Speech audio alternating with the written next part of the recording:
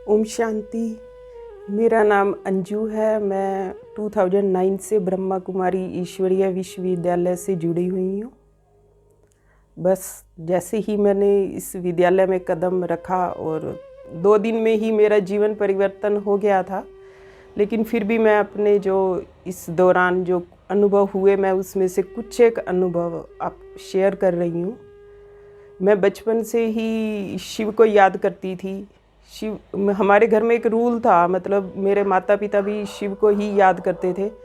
और जब तक मतलब कि हम सुबह नहा धो के शिव को याद नहीं करते थे, प्रार्थना पूजा नहीं करते थे, तब तक हमको नाश्ता नहीं मिलता था। बचपन में तो बस एक संस्कार ही बन गए थे। तब तो हम बस इसलिए याद करते थे कि रूल है घर का। तो ऐसे करते करते संस्कार तो बन नहीं चुके थे शिव को याद करने के। फिर मेरी मैरिज हो गई। मैरिज के बाद पहले तो हम एक मतलब रूल की वजह से याद करते थे, तो मैरिज के बाद थोड़ा सा मेरे को बहुत जल्दी वैराग्य आ गया। और फिर मैं बहुत ज़्यादा मतलब तब मैंने मैरिज के बाद दिल से फिर याद करना शुरू किया। और आदत तो थी ही मेरी शिव को याद करने की, जल चढ़ाना, सब कुछ करना। ऐसे करते करते मेरे को कुछ सेटिस्फेक्शन नहीं हो रही थी। फिर मैंने कहा कि कुछ समझ नहीं आ रहा। फिर मैंने एक आसाराम बापू गुरु थे, उनसे मैंने ओम नमो शिवाय की दीक्षा ली और 3-4 साल तक मैंने उनका जप किया। लेकिन फिर भी मेरे को कुछ समझ नहीं आ रहा था, कुछ ठीक नहीं लगता था। फिर मैंने वहाँ छोड़ दिया, सेटिस्फेक्शन नहीं हो रहा था। फिर मैं एक कुमार स्वामी गुरुजी थे, फिर मैं कुछ 1-2 साल तक वहाँ चली गई। तो पता नहीं थोड़े टाइम के बाद मुझे कुछ दिख जाता था और मैं वो छोड़ देती थी उन गुरु को ही। लेकिन ओम नमो शिवाय का जप तो मैंने कभी छोड़ा ही नहीं। फिर 2 साल मैंने उन गुरुजी के साथ जुड़ी, फिर मैंने उनको भी छोड़ दिया और ओम नमो शिवाय का घर पे जप करती थी। फिर हमारे घर के ही पास भगवान दादा गुरुजी का सत्संग होता था, तो फिर मैं वहाँ जाने लग गई। तो वो ऐसे कहते थे बस ज्ञान सुनना है, मंत्र जप भी नहीं करना और ध्यान भी नहीं करना। तो वहाँ में लेकिन मन बुद्धि का वो बहुत अच्छा बताते थे, जिससे मेरे मन बुद्धि की मेरे को पहचान समझ आ गई। और फिर मैं वहाँ जाने लग गई। 7-8 महीने तक मैंने भगवान दादा का सत्संग सुना, क्योंकि मेरे को मन बुद्धि की क्लियर पहचान होने लग गई थी कि और थोड़ा सा कर्मों की भी क्लियर हो गई। तो फिर मैंने उनसे बहुत सारे क्वेश्चन करने शुरू कर दिए कि आप ऐसे क्यों कहते हो, ये ठीक नहीं होता, ये नहीं होता। तो रोज़ ही यही करती थी उनसे क्वेश्चन। एक दिन मैं सत्संग से बाहर आई तो किसी बहन ने मेरे को बोला कि आप रोज़ गुरुजी से सत्संग करते हो, आपके इतने ही क्वेश्चन हैं, तो आप ब्रह्मा कुमारी में क्यों नहीं चले जाते हैं, उनके पास हर क्वेश्चन का आंसर है।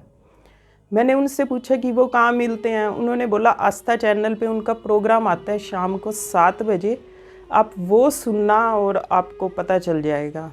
तो मैं उसी वक्त घर पे आई, मैंने आस्था चैनल लगाया। वहाँ शिवानी सिस्टर का प्रवचन आ रहे थे, तो मैंने सुना। मेरा कोई ध्यान नहीं था, बस वो लास्ट में एक फ़ोन नंबर बताते हैं जिससे कि ब्रह्मा कुमारी ईश्वरीय विश्वविद्यालय का एड्रेस मिल जाता है। तो मैंने वो फ़ोन नंबर लिया और उस पर फ़ोन किया, जिससे कि मुझे ब्रह्मा कुमारी का एड्रेस मिल गया। बस मुझे एड्रेस लेना था। मैं सुबह ही चली गई वहाँ पर। मतलब मैं तो सिर्फ एड्रेस ढूंढने गई थी। तो वहाँ पे जो बड़े दीदी थे, मैं उनसे पूछने गई थी कि यहाँ क्या होता है। उन्होंने बोला 7 डे का कोर्स करना होता है। तो मैंने कहा मैं कल से आ जाऊँगी, आज मैं एड्रेस ढूंढने आई थी। उन्होंने बोला नहीं, आप आज ही पहला चैप्टर कर लो। उन्होंने मुझे फर्स्ट चैप्टर आत्मा का करवा दिया और मैं नेक्स्ट डे का टाइम सेट करके आ गई। नेक्स्ट डे पहले दिन मैंने आत्मा का चैप्टर क्लियर किया। नेक्स्ट डे मैंने परमात्मा का चैप्टर क्लियर किया। मुझे भगवान शिव की पहचान मिल गई, अपनी पहचान मिल गई। और सब कुछ जैसे कि जो मन में कन्फ्यूजन चल रही थी, वो 2 दिन में ही मेरी सारी की सारी कन्फ्यूजन क्लियर हो गई। और मेरे को निश्चय बैठ गया कि यही भगवान है, जिस शिव को तू खोज रही थी, इधर उधर गुरुओं के पास जा रही थी, वो अब तुझे मिल चुका है। तो बहुत खुशी हुई मुझे और निश्चय हो गया मेरे को 2 दिन में ही। उसके बाद 3rd डे मैं जैसे ही कोर्स करने गई तो हमारे दीदी थोड़ा देर से आए नीचे। तब तक वहाँ पे एक बोर्ड लगा हुआ था और वहाँ पे रूल्स लिखे हुए थे सेंटर के, कि खाने पीने का भी था, सुबह उठने का भी था, और मतलब 7-8 रूल्स थे। तो मैंने फर्स्ट डे अपनी डायरी में वो रूल्स ही लिखे थे, और मैंने तीसरे दिन भी अपना चैप्टर किया और मैंने उन रूल्स को लिख लिया अपनी डायरी में। फिर मेरा जो पुरुषार्थ चल रहा था वो ये था कि मुझे मोक्ष की प्राप्ति करनी है। लेकिन जैसे ही वो चैप्टर आया, उन्होंने बोला कि मोक्ष तो किसी को मिलता ही नहीं है, जो यहाँ आएगा ना वो तो पूरे जन्म लेगा, मतलब कि उसको 84 जन्म लेने पड़ेंगे। तो मुझे इस बात का ना अभी मेरे पास पूरा ज्ञान तो हुआ नहीं था, निश्चय तो हो चुका था, लेकिन मुझे ये चीज़ ठीक नहीं लगी। तो मैंने घर आके अपने हस्बैंड को बोला कि मैं तो मोक्ष प्राप्ति का पुरुषार्थ कर रही थी, लेकिन यहाँ तो ऐसे कह रहे हैं कि पूरे जन्म लेने पड़ेंगे। तो मेरे हस्बैंड कहते कि कोई बात नहीं, अभी तो तीसरा दिन नहीं हुआ है, पैसे तो लेते नहीं हैं, आप कोर्स तो कंप्लीट कर लो। मैंने कहा नहीं नहीं। वो कहते छोड़ तू कोर्स, वो अपना टीवी देखते रहते हैं, वो कहते हैं कि बस ये मेरे को छोड़ दे। वो कहते तू कोर्स कंप्लीट कर। मैंने कहा चलो ठीक है, लेकिन अंदर में मेरे को मतलब बहुत रोई थी मैं कि मेरे को मोक्ष नहीं मिलेगा, और निश्चय भी हो चुका था कि ये भगवान भी यही है। पता नहीं, मेरे को दिल से आवाज़ आ चुकी थी कि गॉड यही है, मैं आत्मा हूँ, वो परमात्मा है जो कि मेरा पिता है और वो मुझे मिल चुका है। लेकिन मुझे ये चैप्टर क्लियर नहीं हो रहा था, और मेरे को निश्चय भी हो गया। अब 7 डे के बाद धीरे धीरे मैं वो ईश्वरीय महावाक्य सुनने भी जाने लगी। तो मैं दीदी को बार बार कहती कि कोई मेरे को माउंट आबू ले जाओ या कहीं ले जाओ, क्योंकि मैं ये सोच रही थी कि ये तो शायद छोटा सेंटर है, माउंट आबू में शायद वो ये बोल देंगे कि मोक्ष मिल जाएगा। लेकिन फिर वो मेरे को ले गए एक ORC रिट्रीट सेंटर में, मैंने भट्ठी की सब कुछ समझ आ गया, सब अनुभव भी हुए, लेकिन अंतर में एक क्वेश्चन था कि मुझे तो मोक्ष चाहिए, और वो मेरे को बहुत प्रॉब्लम कर रहा था। फिर मैंने कहा चलो कोई बात नहीं, मैं आत्मा हूँ, अब मुझे अपना पिता तो मिल ही गया है। फिर मैंने अपनी दीदी को बोला कि मेरा योग नहीं लगता। दीदी बोलते कि योग नहीं करना, वो आपने ना उनसे बातें करनी है। तो मैंने कहा ये तो बहुत अच्छा है, क्योंकि मैं इतनी बातें करती थी कि मेरी बातें कभी ख़त्म ही नहीं होती थी जब तक सामने वाला कोई हाथ नहीं जोड़ता था या गुस्सा नहीं करता था। मतलब कि मारता भी, थप्पड़ भी खाया हुआ है एक बार मेरी सिस्टर से, उसका पेपर था और मेरी बातें नहीं ख़त्म होती थी। मतलब मेरी बातें ख़त्म ही नहीं होती थी। तो मेरे को तो बहुत अच्छा लगा। मैंने कहा अब तो उससे कितनी भी बातें कर लो। तो और मेरे साथ प्रॉब्लम भी थी कि मुझे मोक्ष चाहिए। तो फिर मैंने साजन वो दोस्त बनाया खुदा को। मैंने कहा बातें तो दोस्त से ही होती हैं। तो मेरे को समझ आ गई थी कि सब संबंध बना सकते हैं गॉड से। तो मैंने खुदा को दोस्त बनाया और उससे दिन रात बातें करती थी।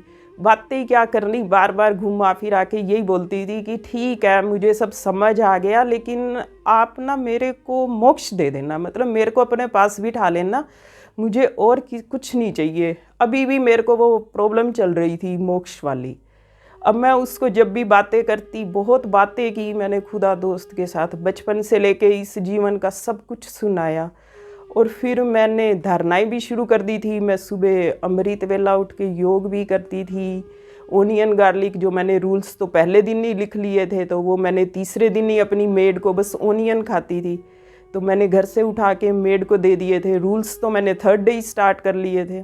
तो फिर मैं बाबा को बोलती, हम शिव पिता को प्यार से बाबा बोलते हैं, तो मैं बाबा को बोलती कि मुझे मोक्ष दे दो, और किसी से चाहे कुछ नहीं हो पर मुझे दे देना। बहुत ज़्यादा अमृत वेला भी करती थी, तो बातें ही करती रहती थी। योग तो मेरे को आता नहीं था।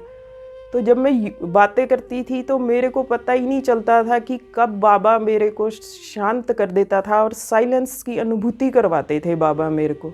और फिर मैं कहती थी कि मुझे मोक्ष दे देना।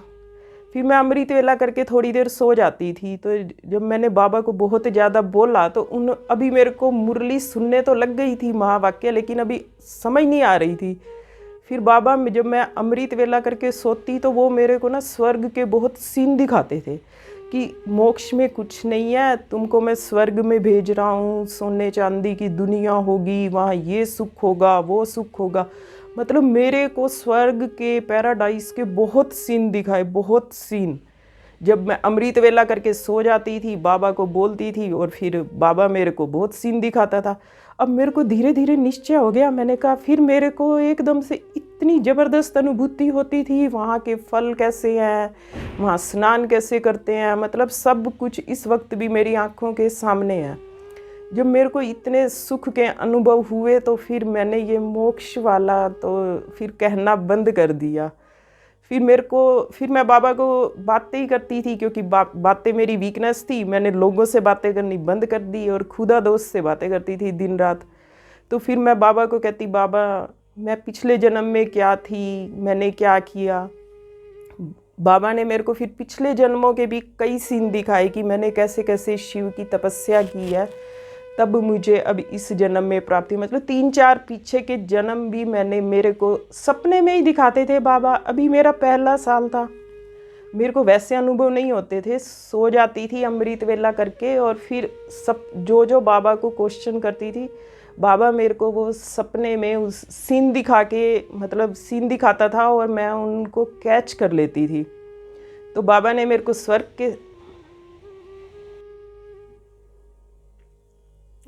मेरे को पिछले जन्मों के भी कई सीन दिखाए कि मैंने कैसे कैसे तपस्या की।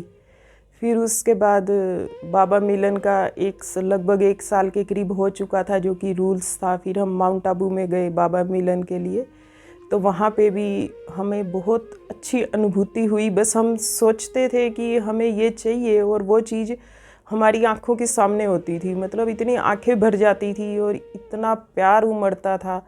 और सचमुच में हमने माउंट आबू में जाके एक जैसे स्वर्ग क्या होता है वो फिर मैंने देखा।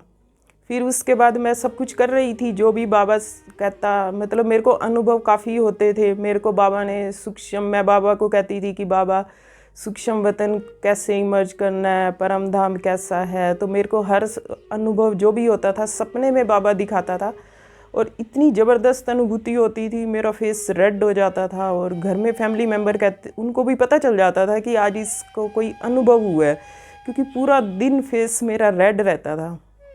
फिर उसके बाद मैं 2nd ईयर हो गया और फिर उससे मैं बाबा मिलन करके आई। उसके 1 महीने के बाद मेरे कुछ पैर में फ्रैक्चर हो गया था। फिर मैंने, जैसे कि मैं किसी के हाथ का कुछ खाती नहीं थी, लेकिन मेरे को फैमिली वाले थाली दे देते थे। फर्स्ट डे था, लेकिन मैंने खाना खाया नहीं था। मैंने पहले दिन ऐसे ही थोड़ा फल वगैरह खा लिया। तो नेक्स्ट डे मैंने अमृत वेला किया और फिर मैंने बाबा को बोला कि बाबा मैं किसी के हाथ का खाना नहीं खाती, आप ना मेरा पेट ऐसे ही भरा भरा कर देना। तो मैंने सुबह उठ के थोड़ा सा चाय तो पी ली और मैंने देखा मेरा पेट पूरा दिन ऐसे भरा भरा था, मतलब मेरे को भूख ही नहीं लगी, पेट ही भरा हुआ था। 2nd डे फिर मैंने बाबा को बोला कि बाबा मेरे से तो खाना नहीं बनता। बाबा, मैंने कहा आज फिर भरा भरा कर देना। उस दिन भी मेरा पेट भरा भरा था पूरा दिन। लेकिन 3rd डे अब मेरे को तो आदत पड़ चुकी थी, तो मैंने 3rd डे फिर बोल दिया बाबा को कि आप ऐसे कर देना। लेकिन 3rd डे बाबा ने किया ही नहीं। मेरे को इतनी भूख, तो मैंने कहा आज तो बाबा ने मेरा पेट किया ही नहीं। तो मैं उठी तो मेरे को देखा कि मेरा शरीर ठीक था, मतलब मेरा प्लास्टर सेटल हो चुका था और मेरी इतनी तबीयत ठीक थी कि मैं उठ के अपना तो खाना बना पाऊँ। तो बहुत मेरे को, मतलब बाबा पे, मैंने कहा बाबा ने ना अब मेरे को ठीक कर दिया। लेकिन 2 दिन तो बाबा ने मेरे को कर दिया, मतलब मैं ऐसे ऐसे वाले अनुभव करती थी। कभी मैं बाबा से बातें करती थी, फिर मैं बाबा को कहती थी कि बाबा आप ना थोड़ा सा मेरा बेड पे ना खटखट कर दो या कुछ कर दो कि आप सुन रहे हो मेरी बातें। तो वो भी बाबा ना ऐसे खटखट कर देता था बेड पे। तो मैं तो बहुत मतलब खुश रहती थी। तो घर में जैसे कि एक वो होता है कि व्रत रखना होता है, तब भी मैं बाबा को कहती थी कि कोई तबीयत ख़राब ना हो, मेरा पूरा दिन वेस्ट ना हो।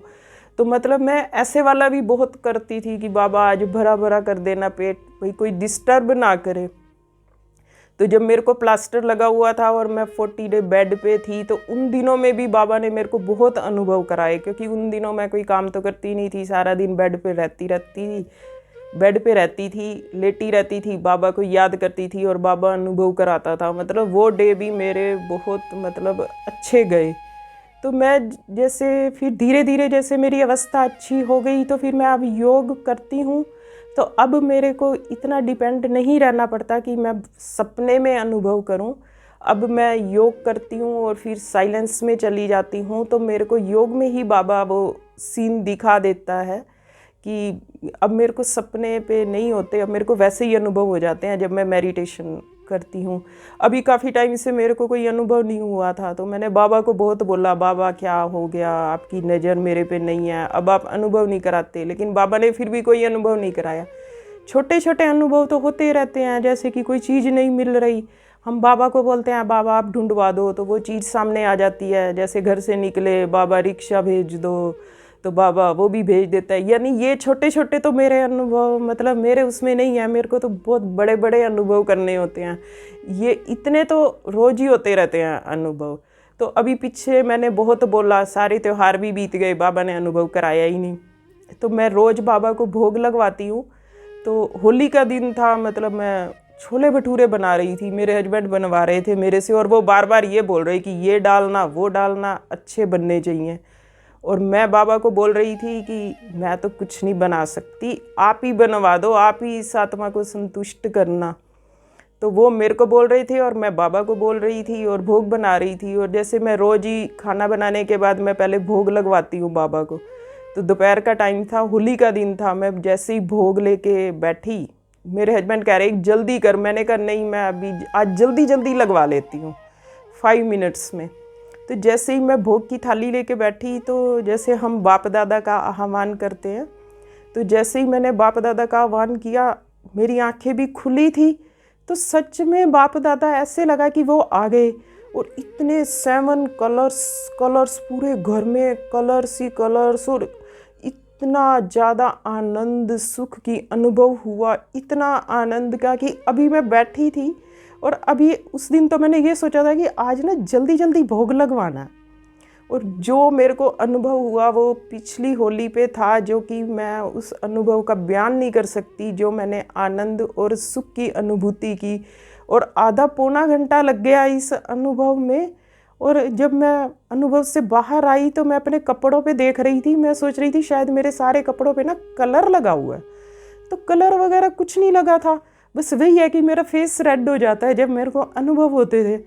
तो फिर मैं गई अपने हस्बैंड को थाली दे के, वो मैंने कहा 1:30 बज गया। वो कहते आप तो इतना जल्दी खाना मांग रहे थे। वो कहते मैं तो भूल ही गया, मैं तो फिल्म देख रहा था। फिर वो कहते आज इतना अच्छा कैसे खाना बन गया। मैंने कहा मैंने तो बनाया नहीं है, मैं तो बाबा को बोल देती हूँ, मुझे तो कुछ आता ही नहीं है करना। तो वो जो होली पे बाबा ने अनुभव कराया वो बहुत निराला था। ऐसे ही मेरे जीवन में मतलब बहुत अनुभव है जो कि मैं करती हूँ। और अभी भी मैंने कोरोना काल में मैंने जैसे कभी झाड़ू पोछा नहीं किया था, तो जैसे वो मेड नहीं आई, तो मैं ऐसी जैसे मैंने पोछा लगाने लगी, स्टैंडिंग मेरे से लग नहीं रहा था। मैंने बाबा का आह्वान किया और एकदम से पता नहीं वो सोफ़ों के नीचे, बेड के नीचे लग के घूमने लग गया, पूरा घर साफ़ हो गया। तो मतलब मेरा बेटा कहता आज पता नहीं कुछ सफाई कुछ स्पेशल है। और मैं अंतर में हंस तो देती हूँ कि भाई मैं तो कुछ करती नहीं हूँ, जो करता है बाबा ही आकर करता है। तो मैंने कहा बाबा ने करवा दिया। मन में सोचा लेकिन किसी को बोलते हैं तो वो कहेंगे पता नहीं ये तो सफाई भी अपने बाबा से करवाती है, कैसी है ये। तो मैं बोलती नहीं हूँ, लेकिन मेरे को पता तो होता ही है कि सब कुछ बाबा करता है। बस ऐसे बाबा ने मतलब बहुत मेरे को अनुभव करवाए, और हमेशा ही बाबा साथ रहता है। ओम शांति।